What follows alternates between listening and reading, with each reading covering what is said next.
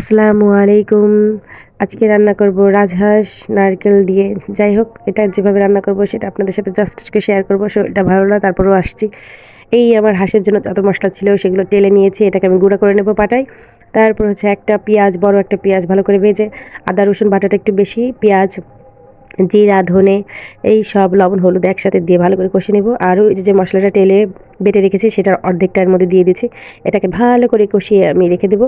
আর যে অর্ধেক মশলাটা রেখেছি ওটা আমি লাস্টে দেবো। যাই হোক, এই আর কি সব কষানো ভালো করে হয়ে গেছে। এবার আমি মাংসটা ছেড়ে দেবো।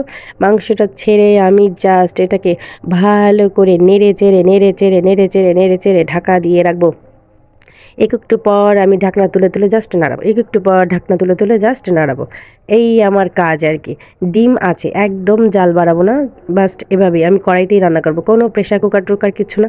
কারণ আমার গোশটা খুব ভালো, এটা বুড়া না, এটা মোটামুটি যাই হোক রাজহাঁস আর কি, ভালো রাজহাঁস আর কি। এটা খুব সুন্দর। এই আর কি একটু পরপর নেড়ে চেড়ে নেবো।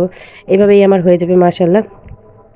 যাই হোক, এই যে একটু পর দেখছেন খালি নাড়াচাড়া করতেছে, দেখছেন এই দেখেন পানি অটোমেটিকলি বেরিয়ে আসছে।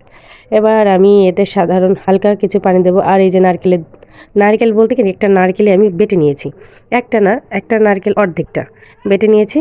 আর এই যে পানি দিয়ে দিয়েছি, এই অল্প পানিতেই আমার এটা হয়ে যাবে। আমি জাস্ট এটা শুধু ভুনা করবো, তো বেশি পানি লাগবে না।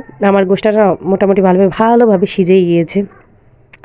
এইবার হচ্ছে এই যে ঢাকা দিয়ে দেবো, আবার একটু পর তুলে তুলে এটাকে নাড়াচাড়া দিয়ে দেবো। দেখছেন কি সুন্দর একটা গন্ধ যে বের হচ্ছে রে মা গো, মনে এখনই খাই। যাই হোক, এখনই খাওয়া যাবে না, জিভে পুরো পাতা পাতা হয়ে যাবে। তারপরে আরেক জ্বালা। এই দেখেন ফাইনালি আমার মাংস রান্না কমপ্লিট। এত মজা হয়েছে রে। ইস, যাই হোক, আর বলার বাইরে কাউকে দাওয়াত দিব কি দিব না জানি না। যাই হোক, ভালো লাগলে লাইক কমেন্ট শেয়ার করবেন, পাশে থাকবেন, তাহলে ভালো লাগবে। আর এই তো রান্না করে মজার একা খাওয়া যাবে না, আরও লোকজন আছে তাদেরও খাওয়াবো। যাই হোক, সবাই ভালো থাকবেন। আল্লাহ হাফেজ, বাই বাই, টাটা।